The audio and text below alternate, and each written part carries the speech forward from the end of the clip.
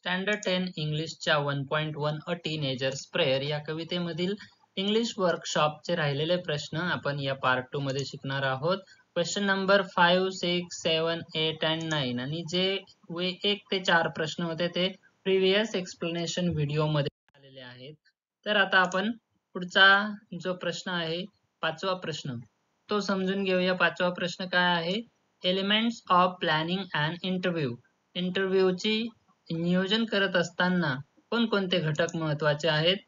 Form groups and discuss each element of planning and interview and prepare notes on each element.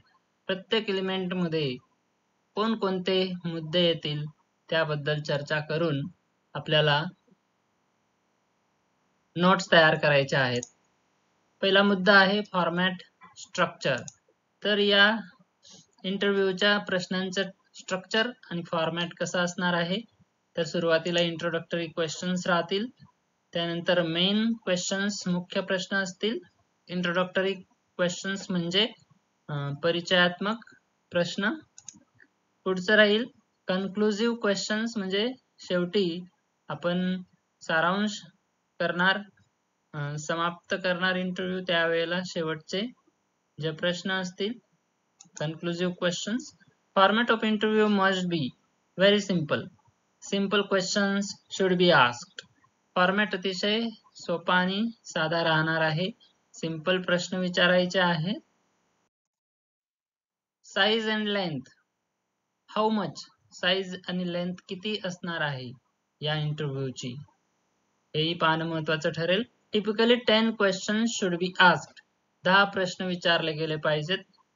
Dos and don'ts.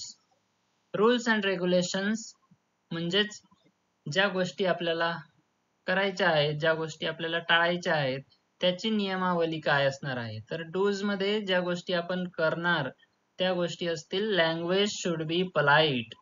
आपली भाषा अतिशय नम्र असली पाहिजे. Ask questions related to the topic. जो आपला विषय आहे त्या मुद्द्याला आधारित, मुद्द्याला धरून प्रश्न असले पाहिजेत. डोंट्स टाळावयाच्या गोष्टी, न करण्याच्या गोष्टी. Which will be those things. Don't ask personal questions. आपले जे खाजगी प्रश्न असतील, वैयक्तिक प्रश्न असतील असे प्रश्न विचारू नयेत. Don't ask irrelevant questions. ज्या प्रश्नांचा संबंध नसेल असे प्रश्न विचारू नये. Don't use casual, cheap and vulgar language. आपली भाषा साधी, सरळ, सोपी असावी. अशी विभत्स किंवा वाईट शब्दप्रयोग टाळावेत इंटरव्ह्यू मध्ये. Name of the interviewee. ज्याची इंटरव्ह्यू होणार आहे त्यांचं नाव Sunil Khade. Name of the इंटरव्ह्यूअर.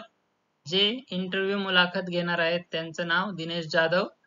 Next topic जो असणार आहे स्पोर्ट्स संबंधित टॉपिक असणार आहे, त्याविषयी प्रश्न हे विचारले जातील. तारीख असेल 7 जुलै 2024. हे सर्व इंटरव्ह्यूच्या आधी या गोष्टी नमूद करणं हे महत्वाचं असेल. टाइम असेल 9:30 AM सकाळी. Duration 1 hour. व्हेन्यू ठिकाण असेल studio. Interview questions for winner of state level competition swimming. एक स्विमर आहे, त्या स्विमरने स्टेट लेवल कॉम्पिटिशन ही जिंकलेली आहे आणि त्यावर आधारित प्रश्न विचारले जातील असे इंटरव्ह्यू क्वेश्चन्स, मुलाखतीचे प्रश्न आपण आता शिकूया. कोणते असू शकतात असे? यापेक्षा तुमचे वेगळेही असू शकतात. पहिला प्रश्न इथं आहे when did you learn swimming. Swimming तुम्ही केव्हा शिकलात? Second, did you present. Second, did your parents support you to learn swimming. तुमच्या पालकांनी तुम्हाला स्विमिंग शिकण्यासाठी पाठिंबा दिला होता का? Third, who was your first swimming coach. तुमचे पहिले स्विमिंग प्रशिक्षक कोण होते? त्यानंतर fourth, what sort of training did you receive. कोणत्या प्रकारचं ट्रेनिंग प्रशिक्षण तुम्ही घेतलं? 5, how did you do it. ते तुम्ही कसं पूर्ण केलं? 6, what are your plans for future. भविष्यासाठी तुमचे काय योजना असतील? 7, how do you feel after winning the competition.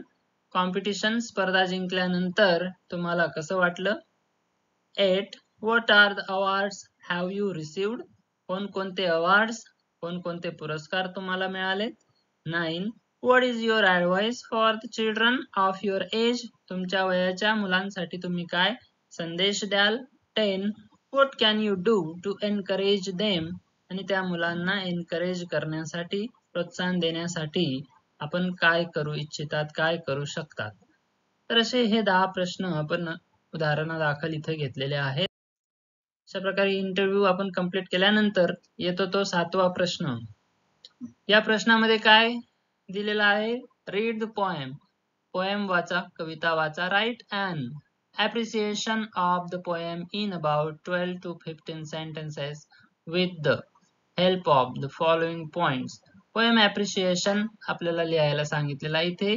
आता परीक्षेच्या दृष्टीने जेवढे मुद्दे महत्वाचे आहेत तेवढेच घेतलेले आहेत, बाकी मुद्दे हे स्किप केलेले आहेत, ते आपण इथे घेतलेले नाही.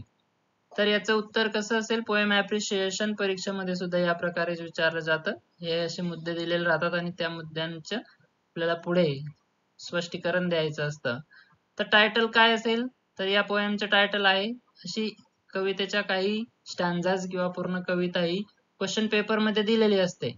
आता इथे बघा टायटल, अ टीनेजर्स प्रेयर आहे म्हणजे कवितेचं नाव. The name of the poet, कवीचं नाव काय आहे? जे मॉर्स, कवितेच्या खाली दिलेलं असतं.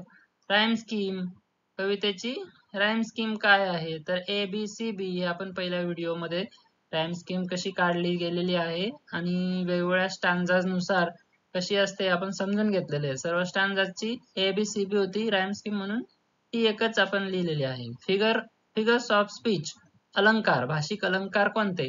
तर या कवितेमध्ये हे 4 अलंकार आलेले आहेत. आधीच्या प्रश्नांमध्ये सुद्धा आपण हे 4ही अलंकाराचे उदाहरणांची वाक्यांच्या जोड्या लावलेल्या आहेत.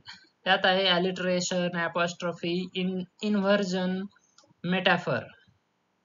फेवरेट लाईन, कोणती एक लाईन तुम्ही फेवरेट लाईन म्हणून इथे लिहू शकतात. आपण इथे घेतलेली आहे, help me stand for what is right, bring out the best in me. Next, चला पुढील प्रश्न आहे 8th क्वेश्चन.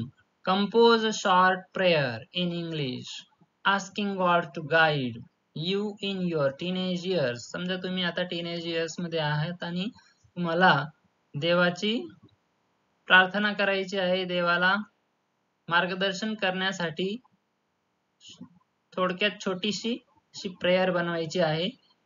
लेटर आणि नंतर त्या प्रेयर मध्ये काय करायचंय? You can even try to make the lines rhyme to give it a poetic form. कवितेचं स्वरूप देण्यासाठी तुम्हाला राईम स्कीम म्हणजे रायमिंग वर्ड्स हे मॅच करायचे आहेत आपल्या पद्धतीने. इथे काही ओळी लिहिलेल्या आहेत की कशा संदर्भात आहेत या. Asking God to guide. Heavenly Father, thank you for your guidance. Forgive me for getting ahead of your plans and help me know when to stop and listen for your direction. Thank you for offering gentle grace and guidance. 9वा प्रश्न आहे, look around in your vicinity. आपल्या जवळपासच्या प्रदेशात आपण बघूया. Your family, तुमचे कुटुंब, friends, मित्र, नेबर, शेजारी, क्लासमेट्स, वर्गमित्र, et cetera. And write about any 4 teenagers who have made name for themselves by doing something extraordinary. काही विशेष गोष्ट त्यांनी केलेली आहे अशा टीनेजर्स मुलांच्या 4 मुलांच्या बद्दल इथं माहिती लिहायची आहे आणि त्यांची नावे, special extraordinary task, things performed आणि ज्यांनी त्याच्याद्वारे त्यांचं नाव कमावलेलं आहे अशा मुलांबद्दल माहिती लिहायची आपल्याला. तर आपण बघूया टीनेजर ग्रुप मध्ये कुठल्या कुठल्या ग्रुप्स मधील असतील ते. तर फॅमिली मधील एक, फ्रेंड्स मधील एक, नेबर्स मधील एक आणि क्लासमेट्स मधील एक. तर एक आहे फॅमिली मधील सचिन, याने काय केलेलं आहे? वोन medal in state level competition. त्याने राज्यस्तरीय स्पर्धेमध्ये मेडल जिंकलेला आहे. फ्रेंड्स, सुशांत नावाचा मित्र आहे. Saved a child from drowning. एका लहान बालकाला त्याने वाहून जाण्यापासून वाचवलेलं आहे. नेबर्स प्रशांत. आणि अभ्यासने काय केलं आहे? प्रशांतने helps poor students in their studies. जे गरीब मुले आहेत त्या गरीब मुलांना त्यांच्या अभ्यासामध्ये तो मदत करतो. आणि क्लासमेट्स पैकी रमेश आहे रेस्क्यूड फॅमिली फ्रॉम फायर. आग लागली होती तिथून एका कुटुंबाला त्याने सुटका केलेली आहे त्याची. तर अशा प्रकारे आपण हे सर्व प्रश्न इथे समजून घेतलेले आहेत. भेटूया पुढच्या व्हिडिओमध्ये. व्हिडिओ बनवण्यासाठी खूप मेहनत लागलेली आहे, त्यामुळे सबस्क्राईब करा, लाईक करा आणि व्हिडिओ शेअर करा.